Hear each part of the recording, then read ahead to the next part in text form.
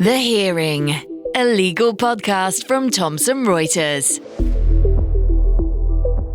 Size is not a protected class in many places around the country, but New York, San Francisco, and Michigan have passed bills that outlaw discrimination based on weight and body size and shape.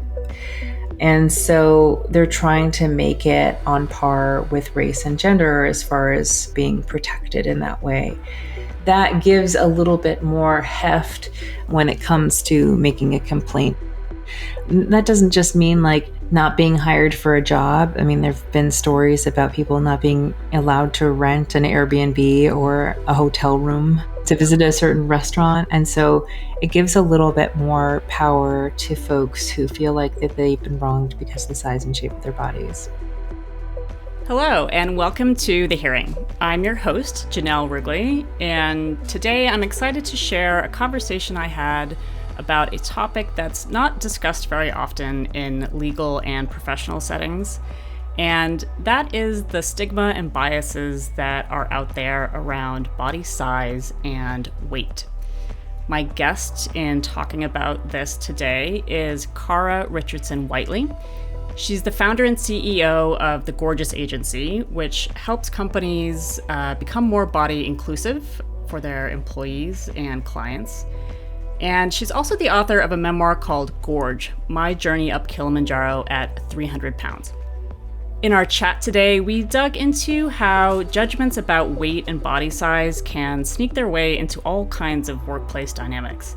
And that might be company policies, it might be who's getting chosen to get promoted, to get hired, and that includes certainly in law firms and legal departments. We also talked about some interesting new laws that are popping up in certain states that actually make it illegal to discriminate against someone based on their body size. And we talked a little bit about how the increasing use of GLP-1 inhibitors is changing some of the conversations around weight in the US. I thought Cara had a really interesting story to tell about her own journey, and she shares a really valuable perspective on how biases about body size, maybe even unconscious biases, might be affecting our workplace cultures and what we can do to improve that. So without further delay, here's my conversation with Cara Richardson Whiteley on body inclusivity in the workplace. I hope you enjoy. The Hearing. All right. Hello, everyone. Thanks for joining us on The Hearing today. I have Cara Richardson Whiteley joining me. Cara, thank you so much for joining me today on this episode. My pleasure. Thank you for having me. You are the founder and CEO of the Gorgeous Agency. And I wanted to start maybe just asking you to tell us a little bit about what your agency is all about and the work that you do. Of course. Yeah. I created the Gorgeous Agency because I felt like there was a gap in the market to serve the 67% of US folks who are in larger bodies. Sometimes I use the term plus sized. So that means size 14 and above. And this is a market that from the retail point of view, travel, and all sorts of different industries has been historically underserved. For example, I was just reviewing a statistic that only 12% of garments are made in plus sized, and again, there's 67% of U.S. folks are in larger bodies. So there was a huge gap in the marketplace, and where that really morphed into was also talking to folks in HR and in legal about size discrimination, because at the root of all of it is weight stigma, and there's a lot of weight stigma in the workplace. So I've been brought in to speak to companies about weight stigma and what does it mean to be body inclusive, and what kind of commonplace conversations are happening and actually doing harm and hurting not only your attraction of talent but also the retention of them as well. Yeah. And I mean, it's fascinating to think that, as you mentioned, 67% of Americans are in larger size bodies. And yet it's not something that I feel like we really talk about that openly, certainly in the workplace, but even in just kind of the larger conversations around inclusivity and diversity. Why do you think that is? Or do you have a sense from talking to companies about where that stigma is coming from? That's a great question. I've really built my career on talking about weight when a lot of people are really uncomfortable doing so. I wrote a book, Gorge, My Journey Up Kilimanjaro at 300 Pounds, which is being made into a movie. I know we'll talk about that later. And so I've always felt really comfortable talking about my relationship with food, my relationship with my body. And in fact, writing and talking about it has been a really healing point of view for me. But I also notice that people are really, really hesitant to talk about weight when in fact it's one of those invisible things that, the larger you become, the more invisible that you are to the marketplace, to the workplace, to all of the above. And so it was really fascinating for me to start to open the conversation because people are so nervous about talking about it. And also, I think that people harbor a lot of weight bias and Mm-hmm. weight stigma unknowingly. It's that unconscious bias that a lot of folks talk about. But with weight, it's kind of the one of the last things that people haven't really addressed yet. It Right. really head on, anyway. Yeah. Yeah, I'm looking forward to chatting with you about in more detail about that work that you do, especially I think for our audience, the legal industry. I think there's all kinds of stigmas, and they're kind of conservative with a small c environments in terms of how people are expected to present themselves, and so I'm looking forward to chatting with you about how things might play out in an environment like that. But a little bit more on your background and how you kind of got started. What is your kind of professional background? What led you to actually starting the agency to work in this space? Yeah. So I started the Gorgeous Agency after years of being a storyteller, and that was being a journalist. I was a journalist for more than a decade. And I also worked at a branding agency, Monaco Lang, which was an incredible group of people in New York City, working for clients like Girl Scouts in the United States. And then I morphed into, being a full-time author. Meanwhile, also being a consultant and working on people's marketing campaigns. And so I really used that foundation of storytelling, of getting to the heart of things, Mm-hmm. having difficult conversations, because, if you've seen a newspaper, you know that there's a lot of difficult stories out there. And so creating that content that connects with people has always been at the heart of what I've done. And so when I was starting my agency, I thought, how can we communicate better? How can we create content that really connects with this audience who's been just left out of the conversation for so Mm-hmm. long? And so that's really been at the heart of what we do. We, of course, when we work with clients, we do a tremendous amount of trainings, whether it's an ERG, just talking about moving mountains, or more in depth about weight stigma in the workplace and what it could really cost you. Mm-hmm. Right. I think you had a white paper talking about the rise of the body inclusive economies and Mhm. the benefits of really creating a more inclusive environment or marketing in a more inclusive way. Could you tell us a little bit about that? Some of the what businesses are missing by kind of overlooking the 67% of Americans Yeah, of that course. form part of I this mean, well, it community. really just comes down to math, right? I Right. mean, like, if we're talking about 67% of the US population who is not often marketed to, with more than Yeah. $40 billion in market Right. buying power, this is a market that is really interesting to navigate. But the tricky part with this segment is the customer journey itself, Mm. because this is an audience who has often been left behind in the Hmm. conversations, often been out of the image, or they go to the store, a brand says they have plus sizes, they get to the store, they've got their money in hand, and the person there says, oh, you can buy that online. And so again and again, this consumer has had the rug pulled out from underneath them. And so what we really specialize in doing is that customer journey reorientation. Like, how do we get someone to trust this brand all over again? Maybe they have had plus sizes or catered to this market, but there's been some missteps, some failings, or not any consideration at all, which is also something that needs to be corrected and course corrected when it comes to the customer journey. And so there's a lot of psychology behind the path that needs to be paved for this segment because of how many bridges have been burned. Right. What it really comes down to is that weight stigma is complex trauma.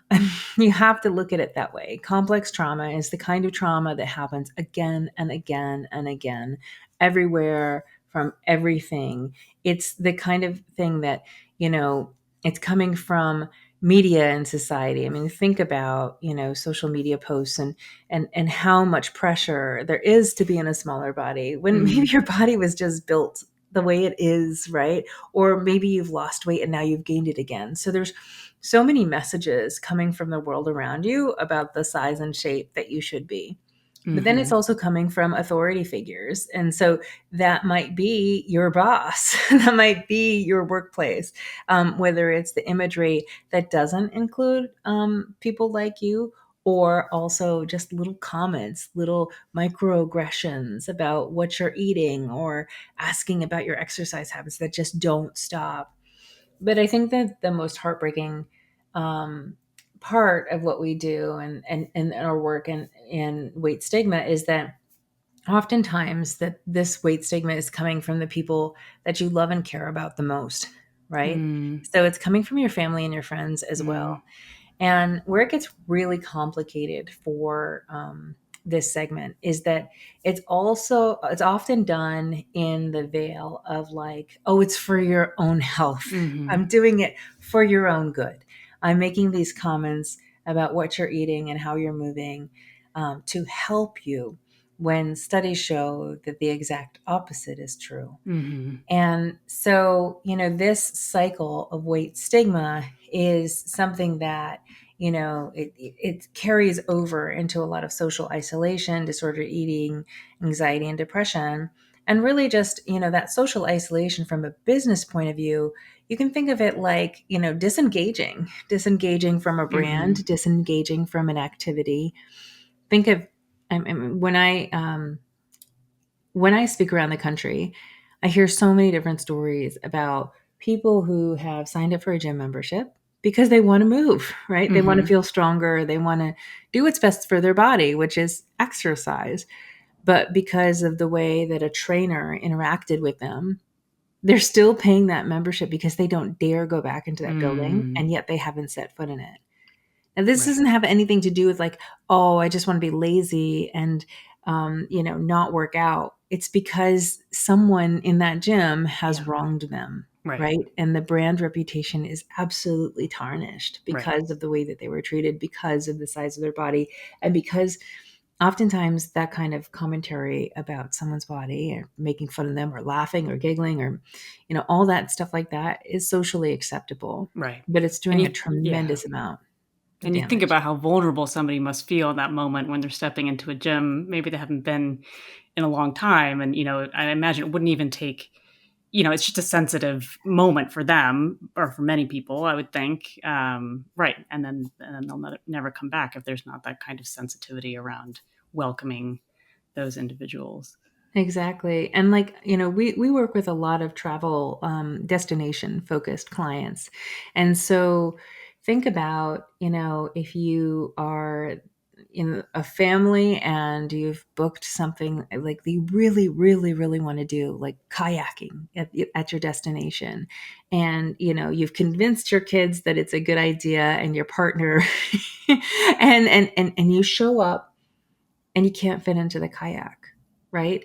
So there's so many things along the way, and maybe the outfitter or can only afford these kinds of kayaks, but the transparency that is required to just kind of give someone a heads up that this experience isn't going to fit them is so important, because if you're there and being humiliated in front of your family, I mean, that kind of pain, it changes the trajectory of that person's purchases for Right. decades. Right. For decades. Speaking of kayaking and kind of outdoor adventures, you're an outdoor adventurer yourself, and you mentioned your hike up Mount Kilimanjaro, which I think you've done more than once. But and the book that you wrote about it called "Gorge: My Journey Up Kilimanjaro at 300 Pounds." So I wanted to ask you a little bit about that. I mean, just starting with what inspired you to take on that challenge? Were you already into outdoor adventures like that, or is that something you kind of took on for the first time? Yeah, I mean, my climb up Kilimanjaro began on a 20-minute hike in New Jersey, right? Every major mountain in your life starts somewhere way smaller, with the first few steps. And um, I was about to turn 30 years old, and at the time I thought I was getting pretty old. So I got this adventure travel catalog in the mail, and it had these amazing photos of Machu Picchu, Kilimanjaro, and the Alps. And I started to think about how I was living my life with this idea that, like, oh, I'll do these vacations and go on these hikes when I lose weight. And how much of my life was just on pause by that clause, right? That small little, when I lose weight, I'll go get a whole new wardrobe. When I lose weight, I'll go to the doctors when I lose weight. So many things on my life were completely on pause. And I was standing at the mail slot with this amazing catalog in hand, Machu Picchu, Kilimanjaro, and the Alps. And I thought, well, I want to do that now. I don't want to wait anymore. I want to start heading in the direction of these places. And so I decided that I wanted to start identifying as a hiker girl. And that's challenging, because when I started hiking a few decades ago, if I went to an outdoors type store, I'd have to buy a men's jacket to go hiking, and that would mean the proportions would be all weird. And even if it was a 3X, like, the sleeves would be too long. It wasn't fitting in the hips and all those things like that. And so I went to this hiking store, and the only thing that I could purchase was the 50 Hikes of New Jersey book, and a Nalgene bottle, the kind of water bottle that it fell off the side of the mountain, it would survive and you wouldn't. Like, I needed like a legit water bottle, because, if you do an actual Google search of hiker girl, I mean, check out the images that come up. They don't look like me. I mean, I've been in a larger body since I was, 9, 10 years old, and I don't look like the marketing model of, outdoors brands. And so that water bottle was my entree to the outdoors. And so I remember thinking about that first little loop. Actually, I just did it with my daughter this weekend. Nice. We only did this small loop because it had been raining like crazy, and we didn't want to do too much trail work because there was so much damage on the trail from all the rain. Yeah. But that first time when I went hiking there, I was suited up like I was going up Everest or something. Like, I had like a 3-day supply of food. I had like a bear bell, and the thing is like, I'm hiking in New Jersey. If I'd gotten lost, I'd probably end up in like a Target parking lot. But I mean, it just gives you an idea of like trying something new when you are harboring all of these other negative experiences that have been tainted by other people's thoughts about you being a fat person at a gym and in the wild, trying out this new job, a new hobby. There's so many steps that I had to take to feel like I was ready to start, even just start on the tiniest little trail. I felt like I needed to have the best possible supportive boots and all the things that like would have made me feel legit in this space of the outdoors. And so one step led to the next and led to the next. And I just kind of made my way through that 50 Hikes of New Jersey book. And um, it was incredible to see the transition from like being terrified to being like really excited about like, okay, what am I going to do this weekend? What am I going to do next weekend? And what's the plan here? And, I share very publicly that I struggled with binge eating disorder since I was a kid. And so binging was all about pushing away emotions that felt uncomfortable to me. So, even from the time I was 9 years old and my parents were on the verge of divorce, I literally would hide in the cabinet and the sounds of crunching would drown their screams at each other. And so food and distancing myself from emotion was my MO. But when I was hiking, it was all about pulling it in. It was about becoming closer to the fear, to the excitement, to the joy, to the sorrow. Like if you hike an entire mountain and you don't get a good view because it's cloudy, all these things can happen on the trail. And I loved it. I loved that I, for the first time, was truly pushing myself towards all the things, all the feels. And so because this starts happening and I'm like what do they call it? Peak bagging. I'm peak bagging. I'm checking off all the trails. I want to do more and more. And, I went to the bottom of the Grand Canyon and thankfully back up again without the assistance of a mule. I did Camel's Hump, which is a hike that I had to turn around from as a college student because I was ill prepared and very, very sick with binging. So you went, and then you were able to go back from this new perspective. Oh, that's wonderful. And I started to get the attention of people in my workplace because I was moving my body more. I wasn't relying on binging for my feelings. And so the thing that started naturally happening for me is that I started to lose a significant amount of weight, like a 3-digit kind of weight loss, because I was moving so much and fueling my body for movement instead of fueling emotions. And so it was the strangest thing for me because like people wouldn't even look me in the eye before, like at my heaviest weight, and they didn't know my name. They probably just called me that fat girl who's a reporter, and now everyone had to follow me into the bathroom to find out what I was doing. And was I on South Beach, now, so there was just so much of that like conversation. It was so awkward, especially because I'm somebody who created distance with food and fat, So I thought, how am I going to change this conversation? How do I, as my therapist would say, reframe this kind of conversation? And I had my eye on a very special mountain, which is Kilimanjaro. It's Africa's highest peak, 19,343 feet. But who's counting?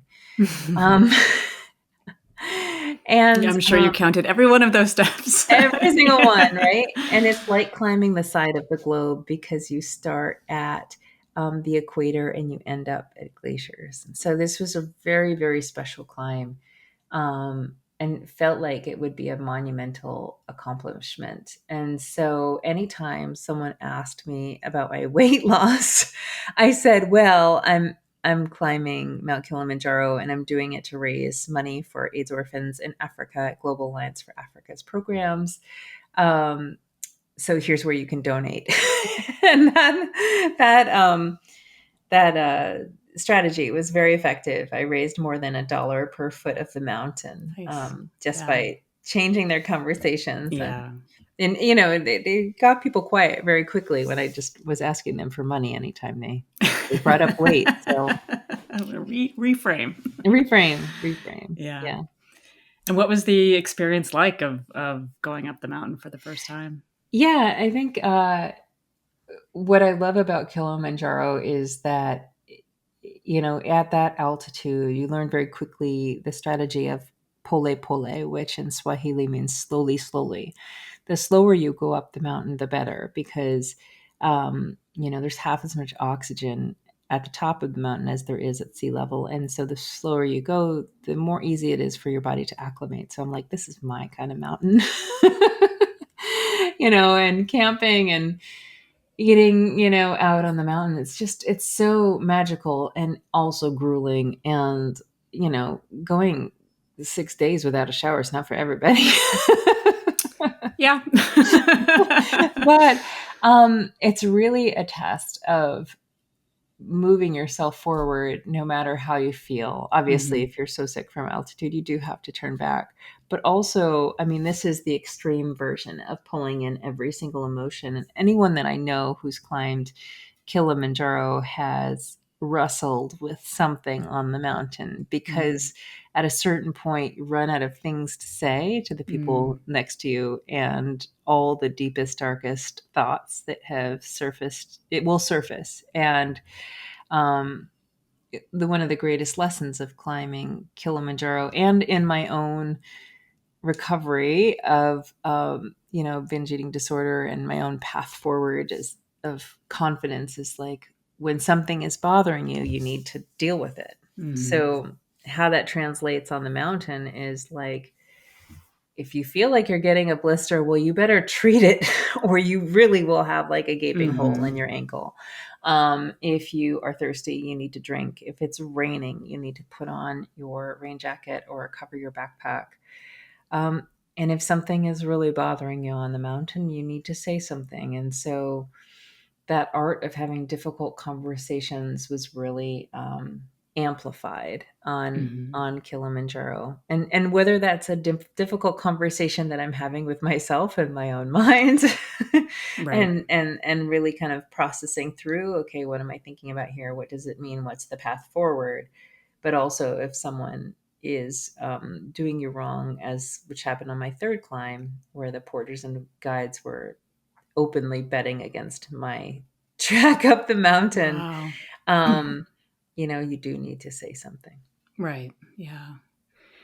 Have you found that your experience and you wrote a book about it and talking about it has helped, opened people's eyes, changed people's minds, the companies that you work with, the brands that you work with, in terms of, what's possible for people in larger bodies, and just sort of reframing their own biases? Yeah. I mean, when I'm doing a moving mountains conversation for clients, I'm there to help folks realize that they can overcome obstacles. It might have nothing to do with weight, but sometimes people feel really stuck. And so I've worked with clients and companies that are going through a tremendous amount of change. And that's when they want to bring in this idea of, like, one step at a time, keep moving forward, right? Or having difficult conversations, and, how to absolutely bet on yourself and your own success. When it comes to writing, I was really afraid when I wrote Gorge. My first draft of it was really like a fat girl goes on an adventure kind of story. It was really, like, I did this, I did that. And I think when you start writing, that's how you usually write. I mean, I was a journalist, so I relied just on the facts. I wanted to tell you the facts of what had happened. And my agent had a look at it, and she said, Cara, 2/3 of the United States struggles with their weight in one way or another. And then the other third does, but you can't really see it because they're not in larger bodies, right? Everybody's got a really complicated relationship with their body and with food. So it doesn't matter what you put on the table here in this book, someone is going to nod their head and relate to it. And so it was a real reminder to me that I do need to go there, and I need to write in a way that reveals all, because someone will feel seen. Someone will feel like they're not alone. Someone might have the courage to take on their own adventures. And, one of my best friends is someone who started as a real fan of the book, Arwen Turner, and she started hiking again after she found my book in REI, and it changed everything for her. And That's cool. And now she even started her own pants company, Thicket Adventure. Cool. Yeah, because she wanted to create pants so more people could enjoy the outdoors. And so yeah, it's had a real impact on people who have felt left out. Yeah. And it's being made into a movie. What is it like to see kind of a part of your life, chapter of your life being translated onto the screen? Yeah. Well, first of all, it's a very, very long journey and Yeah. full of Hollywood twists and turns, plot twists and turns, and you think it's going to happen one way, and then things change. And so when you watch the Oscars and they're like, "Oh, it took 20 years to make this movie," believe them. Yeah. You're like, no, I get So it. it's a very slow process. So slow that sometimes I forget that it's happening, and that it's in the works. Yeah. But Chrissy Metz is she played Kate in This Is Us. She Oh, yeah. wanted to support the project and help me make it into a movie after she had read Gorge, and I'd given her a copy at one of her book signings, and she reached out to me a couple months later, like, how can we make this happen? And Cool. so that's been really, really fun, and she's just a wonderful human being and partner in this. Yeah, that's fun. Well, we'll keep an eye out for it, but understand it may take a while. Yeah, be patient. Pole. Yeah. There you go. Step by step. The Hearing. You're an attorney with a passion to perform, a drive to be absolutely on your game. With superior resources, serious preparation, and total confidence. Be your best with Thomson Reuters Practical Law. As allegiances are tested You're gambling with World War III. and regimes fall, Fighters and civilians continue to stream in from other parts of Syria. no matter where the story is, Reuters World News podcast is there. We make sense of the news shaping our world and give you everything you need to know in a 10-minute podcast every weekday. I'm your host, Kim Vanell. Listen and follow wherever you get your podcasts. So our audience, here at the Hearing is mostly legal professionals, people working in the legal industry in various ways. So I did want to talk to you a little bit about, and you touched on it already, but body inclusion, body diversity in the workplace, and kind of from two angles for lawyers. I think on the one hand, lawyers are sort of advising their own clients about workplace policies and sort of needing to understand the legal environment around discrimination. But the other is just as people themselves. Lawyers are working in all kinds of environments, law firms and legal departments. So to start out in all of this, I was curious for your take on, how you've seen body inclusivity be part of the discussion or not part of the discussion relating to diversity and inclusion over the past, several years. Yeah, it's been kind of a fringe conversation. And what we found at the Gorgeous Agency is that our best clients are truly invested in inclusion. We get a lot of people saying like, oh, you really need to work with this company. And if they're not committed to inclusion in other spaces, then they may not be a great fit for us because what it boils down to is that, if you want to be a company that is welcoming all and really meaning it and taking action to make that happen, those are our best clients. And so, yes, the beginning of this year was downright brutal and I think for any company that does any kind of work, whether it's government funded or also in the space of diversity, equity, and inclusion. And also, it's been really clarifying on where people stand in the world around you. And so, as gut-wrenching as it was to watch, the people who I hold near and dear professionally, either losing their positions or losing clients, and myself doing the same, it's provided a lot of clarity in what brands are committed in this stake of welcoming all, and reaffirmed our work in, okay, our work is in inclusion. And also, like we talked about earlier, it's also math. Like sooner or later, companies will learn that inclusion work is good business. Right. It's just good business. I mean, if you're going to turn your back on 2/3 of the marketplace, well, I don't know what to tell you, people.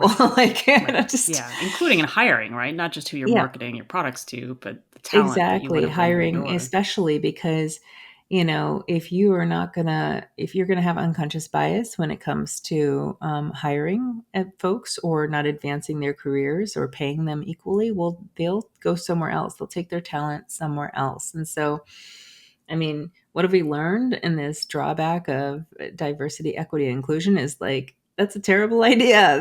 That's a horrible. And you see it with this steadfast decline of Target.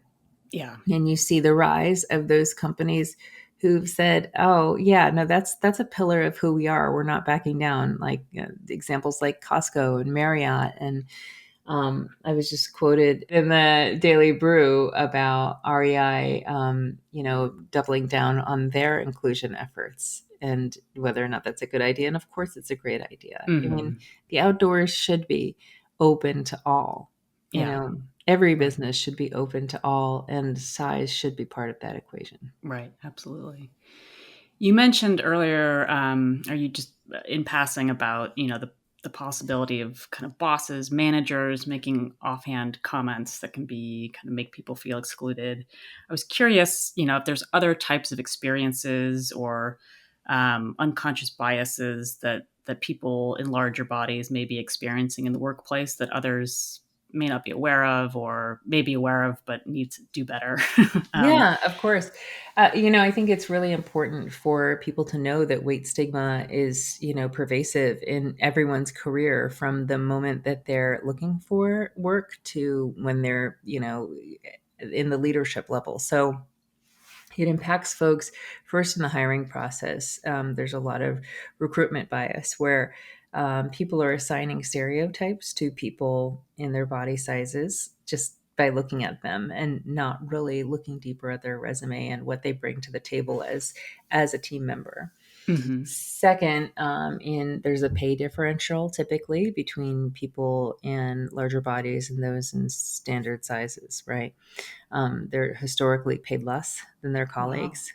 Often also, they are promoted less often. The advancement is not as prevalent, again, because folks assign stereotypes like this is the kind of performer this person is, or I've heard stories about people being told that they need to look the part of the next role within the company, and that's a not so subtle suggestion for them to lose weight.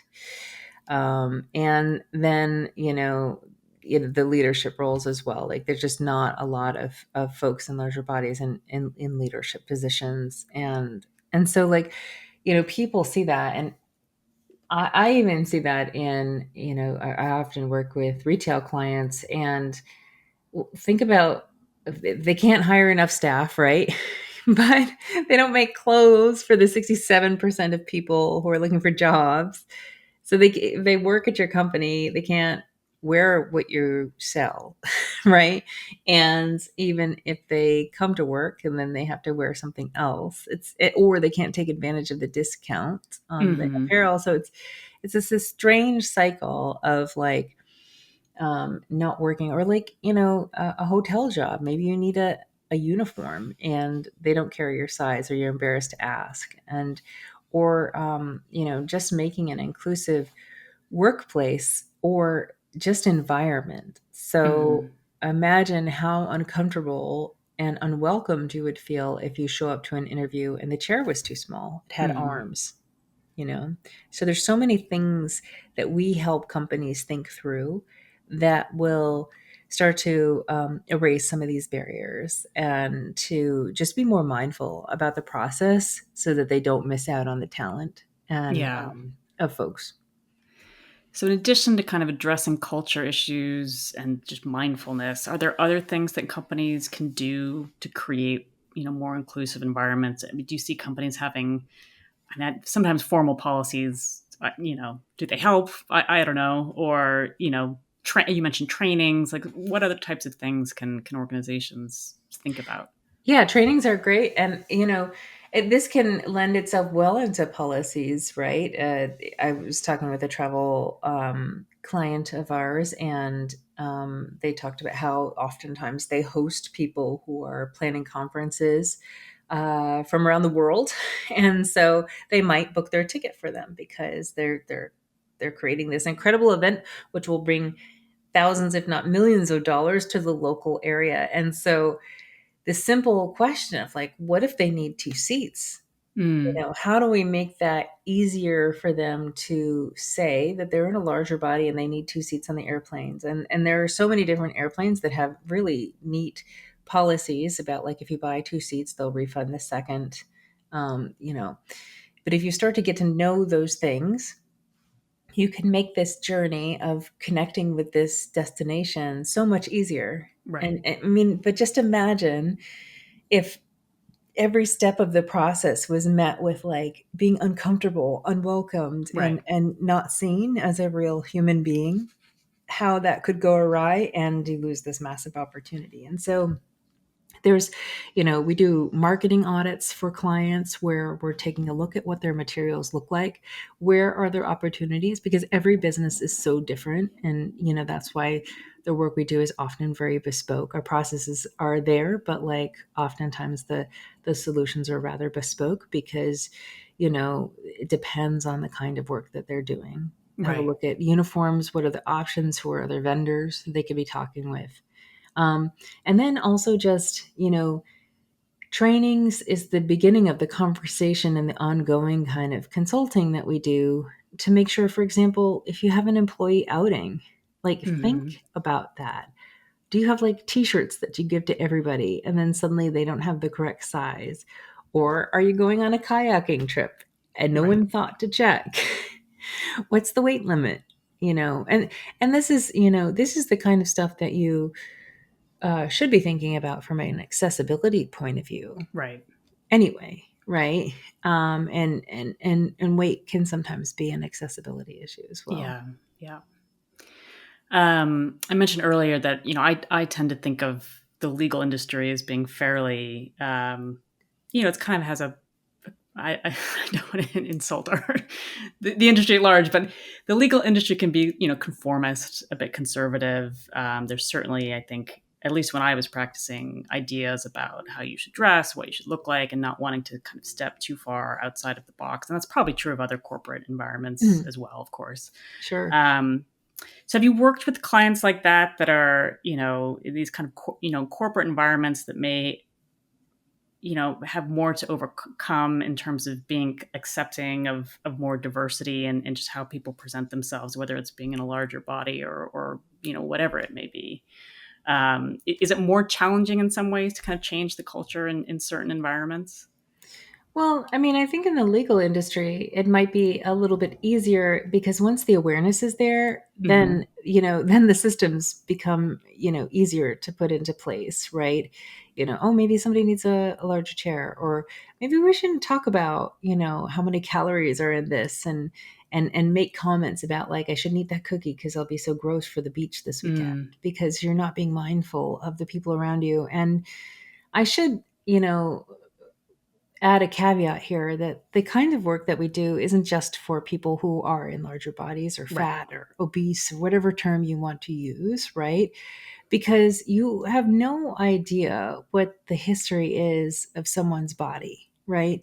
And their family and the people they love and right? So you don't know if your constant talk about how many grams of protein you're having today is triggering, right?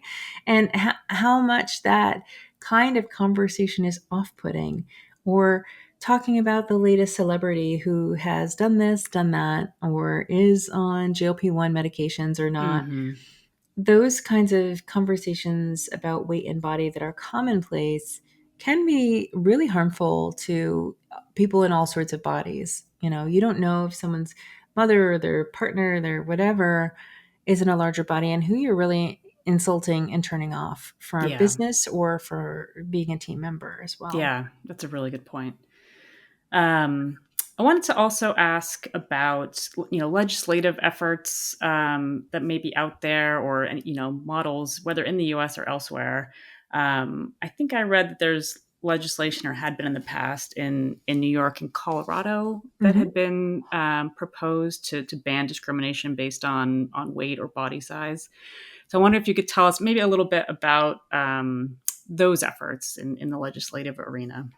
Yeah, and I think that where this gets tricky from a legal point of view, and I'm not a lawyer, and I don't ever pretend to be one, so catch me here if I say the wrong thing. But New York City recently passed a law that banned size discrimination, and that, again, we're not just talking about people in larger bodies. We're talking about people who live with dwarfism. We're talking about people who are extra tall, extra small, extra, all of these things that a reason for someone to say, "Oh, I don't want that here. I can't make accommodations here." It opens the door for legal retribution for the people who have been harmed by people judging them based on their size and shape.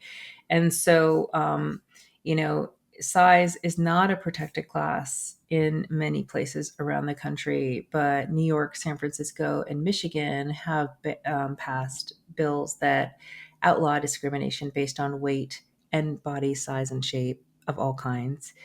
And so they're trying to make it on par with race and gender as far as, being protected in that way. So there have been state level bills that have been introduced in New York, Massachusetts, Vermont, and New Jersey, my home state. So it's exciting to see where that goes from here. But that gives a little bit more heft when it comes to making a complaint, feeling like someone's been wronged. That doesn't just mean like not being hired for a job. I mean, there've been stories about people not being allowed to rent an Airbnb or a hotel room to visit a certain restaurant because of the way that someone looks as far as their body shape and size goes. And so it gives a little bit more power to folks who feel like that they've been wronged because of the size and shape of their bodies. Right. Yeah, that's so interesting. Do you have a sense of, you were mentioning, you were discussing, since the start of this year, obviously the political environment around diversity inclusion efforts has changed a lot. There's a lot of countervailing pressures. And then the context of, some of these laws being passed in certain jurisdictions that, feels like things are moving forward. I mean, what's your sense of are things getting better? Do you think they'll continue to get better? Where is your head at right now, I guess? Where's my head at right now? Great question. I don't know if we have the time. But yeah, seriously, I think that the bigger challenge right now in the conversation about body inclusion is the conversation about GLP-1 weight loss drug medications. In fact, I'm leading a session tomorrow on the plus size market and GLP-1 in the age of GLP-1 medications, because it makes the conversation a little more complicated. And first, I just want to say that the Gorgeous Agency, does not judge anyone who decides to make medical decisions that are best for their bodies. But what we've seen is a dismissiveness about people in larger bodies because these medications exist. And it all comes back to that idea of weight stigma and diet culture, this idea that we're before and after pictures, right? Just eat less, move more. And it's not so simple. Our bodies are very complicated. In fact, full disclosure, I am on a GLP-1 medication. I need knee surgery. And so I'm still very much in a larger body. I've become a little bit smaller, but I still, carry most of my weight in my bottom half. It's still part of my story. And, I spent last week in urgent care with a dear friend of mine who started one of the medications, and couldn't stop vomiting. I mean, like literally for like a full day. And so I had to take her to urgent care, get fluids, and, it didn't work for her. And she had the same reaction to a different brand, the Right. same kind of medication. And so just because they exist doesn't mean that the conversation is over. Right. But the prevailing mentality of diet culture and weight stigma wants people to just be done with it and Right. say, Like, well, just fix take it so I don't have to, deal with it. Yeah. Exactly. Like, and I made a joke to someone like, oh, unless they put it in the drinking water, like, but if they did, like, some people would choose to stop drinking water because it's not for everyone. And, even though the most recent obesity rates just went down, I mean, it's by 0.4%. So Yeah. we have a long way to go. And so people in larger bodies have it existed for a very, very long time. And they likely will be around. And so just because that those medications exist, it doesn't mean that this marketplace will stop existing. And so that's something that is really important to kind of keep into perspective that,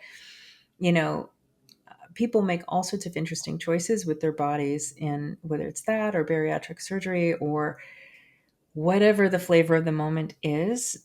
The most important thing is that we respect people in the moment that they are right now.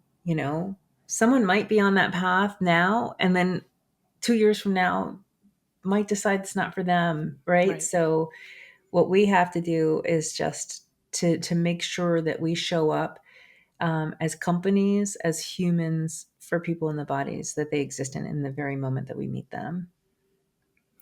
That's great. This has been so interesting. So many things to think about, and just to broaden, my perspective on the way people are moving through the world and coming to work, and how to talk about, to talk in ways that are inclusive of everybody.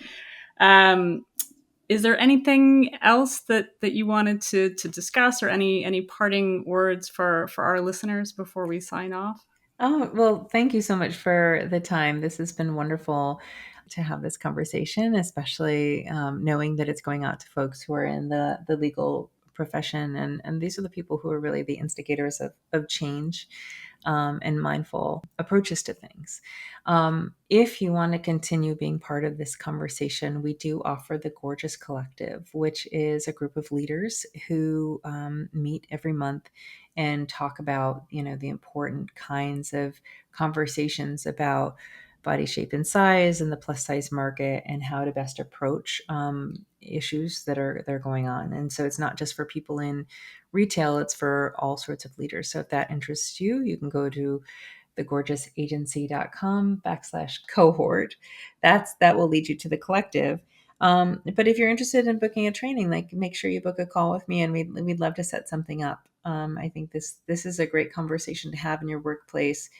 And, again, it's not just for your team members, but it's for the clients, the customers that you serve as well. It's this kind of information.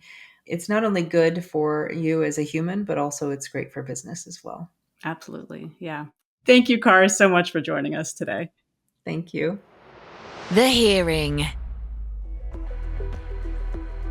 Thanks again for listening. And if you're enjoying the podcast, don't forget to subscribe or leave us a review. We also love getting feedback or topic ideas, which you can send to thehearing@tr.com. Bye. The Hearing, a legal podcast from Thomson Reuters. To find out more, go to tr.com/The Hearing. Or subscribe via iTunes, Spotify, or wherever you get your podcasts.